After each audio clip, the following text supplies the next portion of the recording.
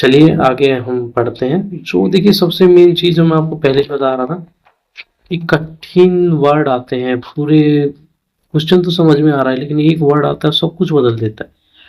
तो आज उन्हीं क्वेश्चनों की बात, वर्डों की बात करते हैं हम, जो आपको एक बार में ही लगेगा कि हाँ हमने, जब क्वेश्चन पढ़ेंगे, जब प्रीवियस के, जब ये आपका एग्जाम में आएंगे तो आपको ये वर्ड ही आपको डायरेक्ट वही ले जाएंगे। सब चलिए शुरू करते हैं। जीववाद, सजीवतावाद। जो निर्जीव वस्तु को सजीव समझने वाली जो प्रक्रिया थी, पूर्व संक्रियात्मक प्री ऑपरेशनल स्टेज में मैंने बताया था, छोटे बच्चे जरूर समझने लगते हैं। जैसे आप अगर वो ये भी कह सकते हैं सूरज उदास है इसलिए आज धूप नहीं है, या फिर फर्श पर गिर जाने पर माँ फर्श को पीटती है तो बच्चा खुश हो जाता है कि भाई फर्श को चोट लगी है। तो ये आप लाइव अपनी लाइफ में ये एग्जाम्पल जरूर देखते होंगे, तो इसमें ज़्यादा है नहीं, लेकिन बस इसकी स्टेज का ध्यान रखिए। 2 से 7 वर्ष के में प्री ऑप्शन, नहीं सॉरी, हाँ प्री ऑपरेशनल स्टेज में ये जीववाद की बातें होती है। अगला, अहम केंद्रित, आत्म केंद्रित, ईगो, ईगो सेंटर। जो इसमें बच्चे का तो ईगो आप लोगों को देखने को मिलेगा कि बच्चा सोचना सोचता, जब मैं देखता हूँ, सुनता हूँ, महसूस करता हूँ तो पूरी दुनिया वैसे ही अनुभव करती है। मतलब दूसरे को, नजरिए को नहीं समझता वो बच्चा। जैसे अभी मैं फोन पे बात करने वाली बात कर रहा था, यहाँ पे भी एग्जांपल दिया है, नानी से बात करते वक्त बच्चा, नानी ने पूछा उससे तुमने क्या पहना है, तो वो बस यही बोलेगा ये वाला। वो कलर की तरफ नहीं बोल रहा, टी शर्ट की तरफ नहीं बोल रहा कि मैंने टी शर्ट पहना है, बस ये बोलेगा ये वाला। उसे उसे नहीं पता कि उसकी नानी उसे देख नहीं सकती, फिर भी उसका यही जवाब रहेगा ये वाला। तो ये आत्म केंद्रित 2 से 7 वर्ष के बच्चों के लिए ये हो जाता है स्टेज के। अब स्टेज को ध्यान रखिए कि स्टेज में कौन सी खूबी है, बस आप आगे पढ़ते जाइए। अब अगला है पलटावी, इरिवर्सिबिलिटी। तो वो आपको पहले ही बताया था कि उसकी प्रक्रिया को एक तरीके से दूसरे तरीके तक जाना सोच सकता है। जैसे वो घर से स्कूल जाना जानता है लेकिन स्कूल से घर वापस आना नहीं पता उसे। समझ गए मैं जो आपको कहना चाहता हूँ? उसे एक साइड का ना पता है, दूसरी साइड क्या होगा वापस उसका वो नहीं जानता। किसी प्रक्रिया या विचार को उल्टे क्रम में सोच न पाना, शुरुआती बिंदु पर वापस लौट न पाना, जो शुरुआत होती है वहां तक वो पहुंच नहीं पाता है।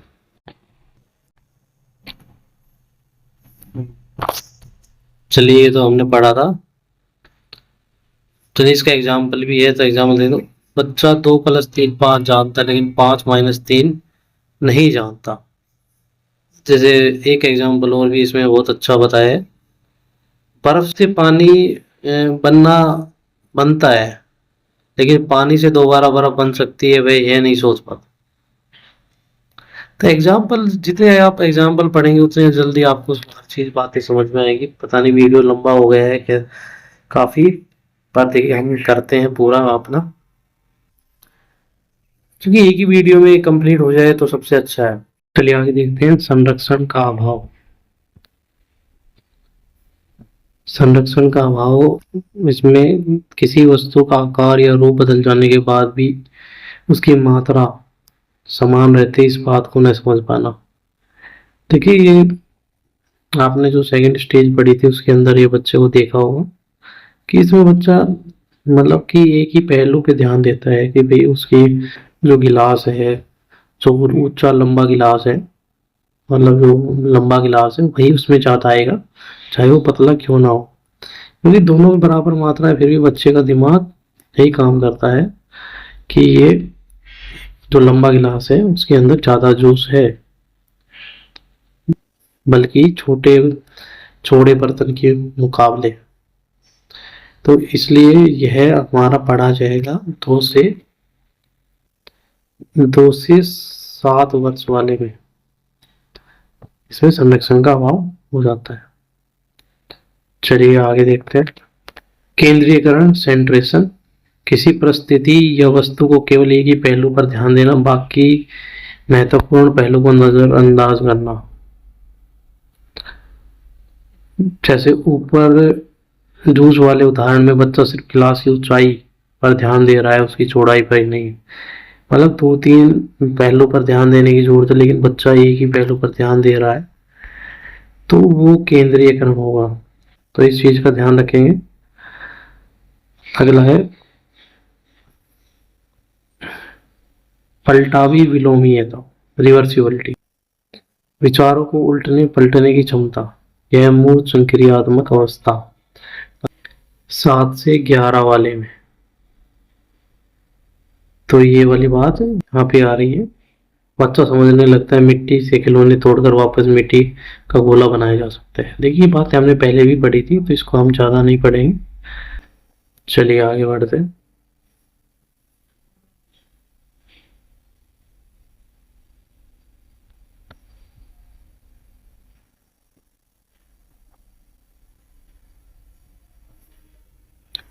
विकेंद्रीकरण, डिसेंटरिंग।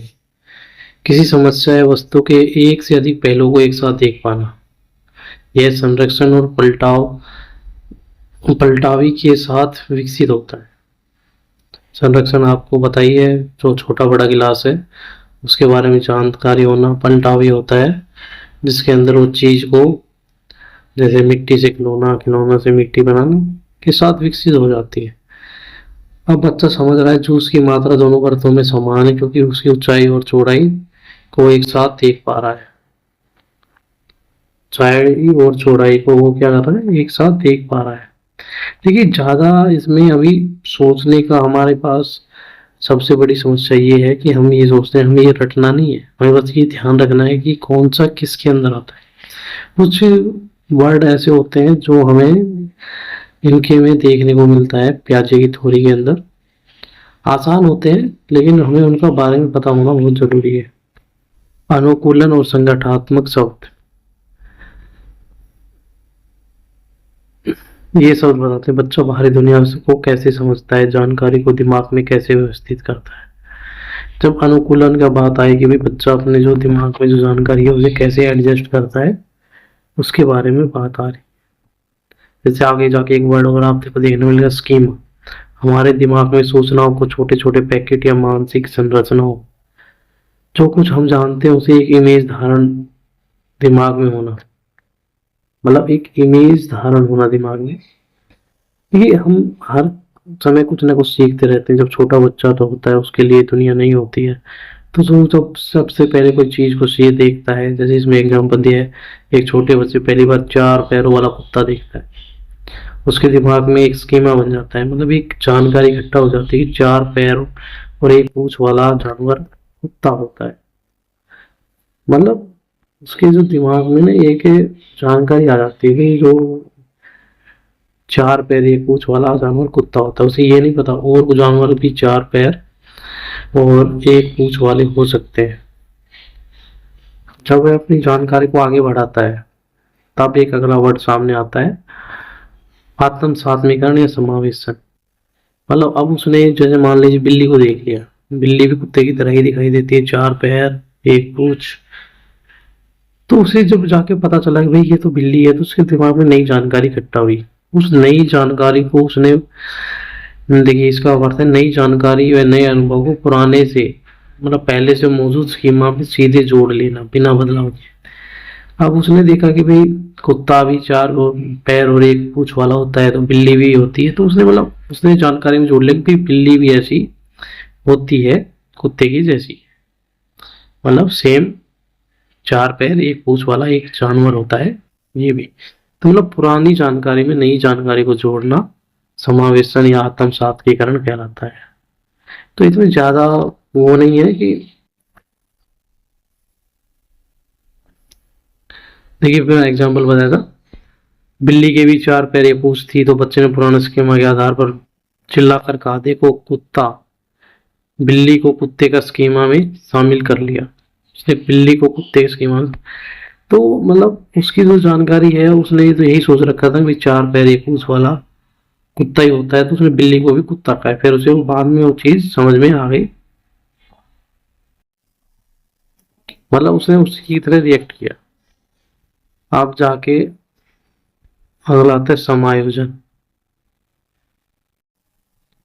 जब नई जानकारी पुराने स्कीमा में फिट नहीं बैठती तो पुराने स्कीमा में बदलाव करना है या नया स्कीमा बनाना है। जैसे स्कीमा की अब जानकारी, अगर आपको कोई एक जानकारी है फिर आपको नई जानकारी मिलती है तो आपको ये लगने लगता है नहीं नहीं पुरानी जानकारी में कुछ तो गड़बड़ है, तो उसमें बदलाव किया जाता है, तो उसे समायोजन कहते हैं। उदाहरण के लिए जब माँ ने बच्चे को बताया नहीं बेटा ये कुत्ता नहीं बिल्ली है क्योंकि ये म्याऊं करती है और भौंकती नहीं है, तब बच्चे ने अपने दिमाग में स्कीमा में बदलाव किया कि हर चार पैर वाला जानवर कुत्ता नहीं होता, तो इसे समायोजन करना बोलेंगे। ठीक है, ये देखिए वर्ड है, आप इसको एक दो बार पढ़ेंगे तब थोड़ा दिमाग में जाके बैठता है। ऐसा नहीं है कि आपने एक बार इसे देखा और आपकी समझ में आ गया, थोड़ा सा इसको समझने की जरूरत होती है कि स्कीमा क्या होता है, आत्म सात्विकरण क्या होता है, समायोजन क्या होता है। अब अगला एक और वर्ड है, आधा ही बता दिया था, दोबारा से शुरू करते हैं इसको। अब बारी है संगठन की। दिमाग में मौजूद अलग अलग स्कीमों को व्यवस्थित करना, उन्हें आपस में जोड़कर एक अर्थपूर्ण प्रणाली बनाना। तो बच्चे के जो दिमाग में अलग अलग जानकारी होती है जो उन्हें बाद में पता चले कि भाई कुत्ता ऐसा होता है, बिल्ली ऐसी होती है, तो फिर उन जानवरों में आगे उसने कैटेगरी बनानी है। अर्थपूर्ण प्रणाली मतलब भाई ये पालतू जानवर है, ये जंगली जानवर है। पहले उसने जानवरों को अलग अलग करना सीखा, फिर अलग अलग जानवर की अलग अलग विशेषताएं जाना, अब उनको कैटेगरी वाइज उसने बांटना शुरू कर दिया, उनको एक संगठन बनाना शुरू कर दिया। देखिए ये आप थोड़ा सा मुझे महसूस हो खुद को भी होता है कि जब मैंने ये पढ़ा था कि ये चीजें थोड़ी सी अजीब सी है ये वर्डिंग, लेकिन जब आप इसे आप इसे एक दो बार पढ़ेंगे, थोड़ा समझने की कोशिश करेंगे, समझ में आ जाएगा। तो चलिए अब आप बताते हैं, अगर सीटेट में टाइम कम बचा है आपके पास, पूरे टॉपिक पढ़ना है, नंबर भी पासिंग लाने हैं, 90 से ऊपर नंबर लाने होते हैं, तो क्या कोई ऐसा रास्ता है जिससे थोड़ा सा देख के ही पता चल जाए कि भाई हम पूरी जानकारी हमने वो की है या नहीं की है, पूरी जानकारी हमारे मतलब कंट्रोल में है या नहीं है। तो इससे क्विक टिप होते हैं, जैसे अगर पर्सन में बदलाव करना लिखा हो तो हमेशा उत्तर समायोजन का होगा। अब देखिए मैंने अभी बात चल रही थी बदलाव करना मतलब कोई चेंजमेंट, अगर चेंजमेंट करना हो मतलब पहले ही बस स्कीमा में चेंजमेंट करने के लिए बोला था तो समायोजन होगा। अगर पुरानी जानकारी में जोड़ना है तो आत्म सात्विकरण होगा। को सजीव मानना सजीववाद है। एक चीज पर अड़े रहना केंद्रीयकरण है, कि भाई एक ही चीज को लेके बैठ जाना, नहीं भाई मैंने तो हाइट को देखा है, हाइट को देख के ही मैं कहूंगा ये क्लास में ज्यादा है, तो वो चीजें एज स्टेज के हिसाब से ही चलती है। चलिए अब आ गई है सबसे मेन घड़ी। मेन चीज ये है कि जो हमने पढ़ा है क्या वो हमारे काम का है भी या ऐसे ही। ये दोस्तों अब है मेन चीज की बात। For practice for previous test CTET question paper 25-26, तो ये मैंने 25-26 के कुछ क्वेश्चन रखे हैं जो आपको प्रीवियस हैं, जो हर सालों से आते रहे हैं, रिपीट भी होते भी हैं, सॉरी होंगे नहीं, होते हैं, रिपीट भी होते हैं। लेकिन क्या जो हमने अभी पढ़ा इतना बड़ा प्याजे के बारे में, क्या वो चीजें रियल ग्राउंड पे मतलब सीटेट के क्वेश्चन पेपर में कैसे दिखती है। चलिए हम अब आपको करके दिखाते हैं, बताते हैं क्वेश्चन के हिसाब से की तरफ बढ़ते हैं।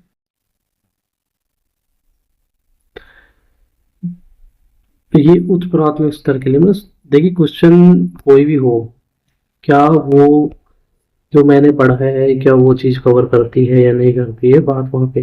जैन प्याजे के अनुसार किस चरण में बच्चे परिकल्पना आधारित निगमनात्मक तर्क विकसित करते हैं। देखिए परिकल्पना आधारित निगमनात्मक तो बहुत आगे की हो जाती है बात है, जैसे नियम बनाना। नियम कौन से बना सकता है बच्चा, भाई देखो 0 से 2 वर्ष में बच्चा नहीं बना सकता, तो ये तो पहली बात ही गलत हो गया।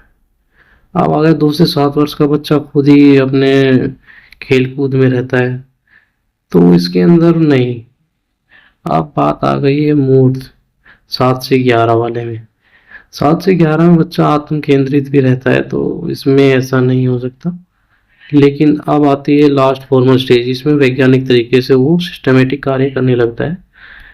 तो ये इसका आंसर हो गया है। ठीक है, अब आगे बढ़ते हैं क्वेश्चन नंबर 7 की तरफ।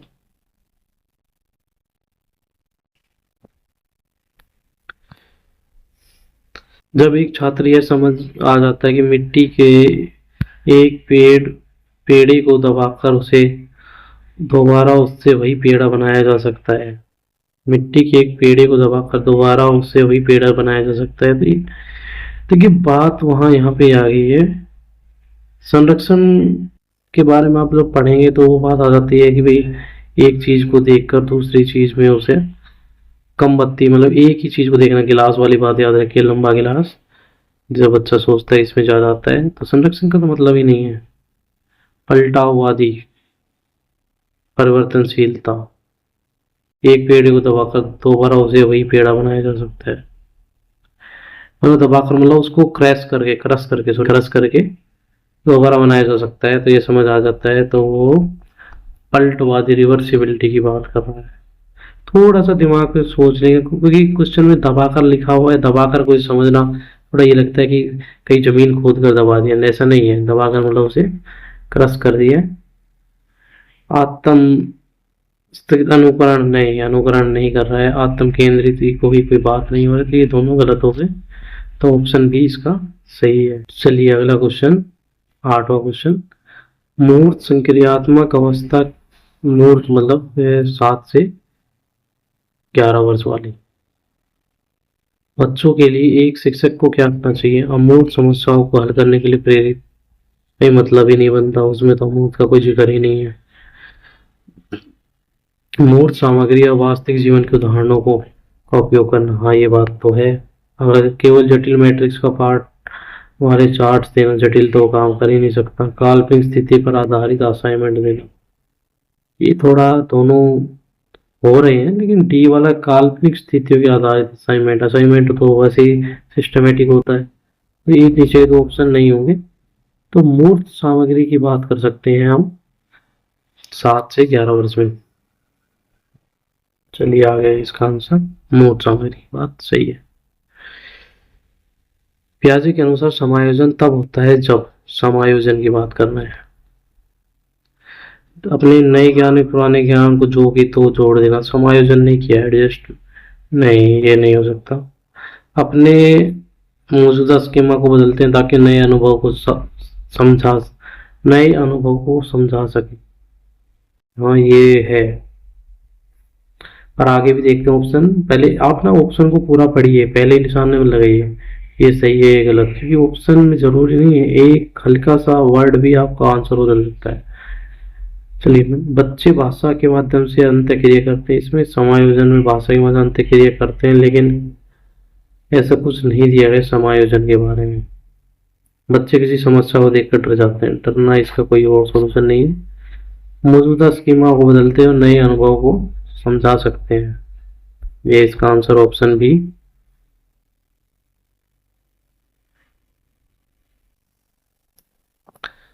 अब क्वेश्चन नंबर 10 की बारी। पियाजे के अनुसार क्रमबद्धता किस क्षमता को दर्शाती है? क्रमबद्धता किसी विषय में लिखने की, कहानी लिखने की क्रमबद्धता। देखिए आगे पढ़ते ऑप्शन के हिसाब से आगे चलते हैं। वस्तु को किसी एक आयाम, उसके लंबाई या चौड़ाई के आधार पर क्रम लगाने की क्षमता। देखिए ये ज्यादा ऑप्शन ठीक है, कहानी लिखते क्रमबद्धता होती है, लेकिन आधार क्या है वो नहीं दिया गया है, इसलिए ये गलत हो गया है। इसमें ये सही है क्योंकि उसने एक आयाम वजन हाइट को और आप आगे ऑप्शन देखते हैं, दूसरों के दृष्टिकोण को समझने की क्षमता नहीं, क्रमबद्धता क्रम के अनुसार होता है। नैतिक निर्धारण, नैतिक का कोई सवाल नहीं है। तो इसमें ध्यान रखिए ये हो सकता है कहानी लिखने की क्षमता, लेकिन इसमें कोई आधार नहीं है आगे बढ़ने का। क्रमबद्ध तो होती है कहानी, लेकिन आधार नहीं होता। अब आगे क्वेश्चन नंबर 11 में। जीन प्याजे के अनुसार बच्चे को आत्म केंद्रित, इकोसेंट्रिक से क्या तात्पर्य है? देखिए बच्चा ईगो सेंट्रिक होता क्या है? ईगो मतलब तो खुद ही सोच के पड़ता है भाई अहम अहम की अब बात होना। बच्चे स्वार्थी होते हैं, किसी को अपनी चीज नहीं देते। नहीं, हर बच्चा ऐसा नहीं होता, कई बच्चे चीजें दे देते हैं, ये गलत हो गया। बच्चों में ये समझने की कमी होती है कि दूसरे दृष्टिकोण उनके दृष्टिकोण से अलग हो सकते हैं। हाँ ये बिल्कुल, ये बात थोड़ी जो मोबाइल वाली बात कही थी मैंने, जैसे कोई फोन पे बात कर रहा है, बच्चा सोचता है कि मैं यस कर रहा हूँ लेकिन उनको समझ में नहीं आ रहा है, क्योंकि वो सोचता है जो मैं कह रहा हूँ कर रहा हूँ वही सही है। तो ऑप्शन बी इसका अभी तक सही है। आगे भी बढ़ते हैं। बच्चों को खुद बातें करना से उनका विकास होता है। बच्चे खुद बात करते हैं ऐसा नहीं है, क्योंकि अगर बच्चे खुद बात करेंगे, खुद से बात भी करते हैं, तो उनकी जो वर्डिंग पावर है, खुद की जो समझने की क्षमता है, उसकी डिक्शनरी है वो बढ़ती है और बोलने में लयबद्धता आती है। पर ये अभी यहाँ नहीं है, बच्चे अपनी माँ की बात सुनते हैं, ये भी नहीं है। तो इसका आंसर है बच्चे को यह समझने की कमी होती है कि दूसरा का दृष्टिकोण उनके दृष्टिकोण से अलग हो सकता है। चलिए हम आगे। चलिए आज ये लंबा वीडियो समाप्त हुआ, लेकिन ये लंबा वीडियो जरूर है, लेकिन आपके 4 से 5 नंबर आपके फिक्स कर देता है प्याजे के में।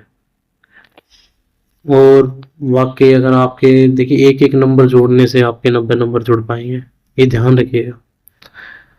अभी मैं इसके ऊपर आगे कोलबर्ग की बुद्धिवादी सिद्धांत जो गार्डनर है उनके बारे में, वाइगोत्स्की के बारे में, जो मतलब मेन मेन टॉपिक है उनके बारे में एक ही वीडियो में बना हुआ, और बाकी कुछ ऐसे वर्ड्स हैं जिनके बारे में पता देख कर ही पता लग जाएगा कि भाई प्याजी से है, वाइगोत्स्की है, तो उसकी एक अलग वीडियो बनाऊंगा तीनों को एक करके। पर अभी ये देखिए बड़ी मेहनत लगी है सर इसमें करने में। तो आप सबसे पहले भी आपको ये समझ में आना चाहिए, मेरा तो यही मानना है कि आपको जहाँ तक समझ में आया होगा। कुछ एक वर्ड हैं जो दोबारा एक दो बार रिपीट करके देखेंगे तो आपको अच्छे समझ में आ जाएगा। तो प्लीज़ वीडियो को शेयर करें, लाइक करें, और मैं अपने एक्सपीरियंस से आपको जो बताऊंगा वो एक अलग है, लेकिन जो आप जो इस टॉपिक को पढ़ेंगे ये भी एक्सपीरियंस बेस करके इसे बहुत छोटा बनाया गया है। किसी के पास इतने टाइम में पूरा प्याजे कंप्लीट करने का नहीं मिलेगा वीडियो। अगर मिलेगा तो छोटा छोटा वीडियो करके बनाएंगे, टाइम आउट ऑफ टाइम बातें ज़्यादा बताएंगे। चलिए आप मेरे वीडियो को लाइक करें, शेयर करें, सब्सक्राइब करें, आगे भी मैं ऐसी वीडियो बनाता रहूं। इसके लिए आपका बहुत बहुत धन्यवाद रहेगा।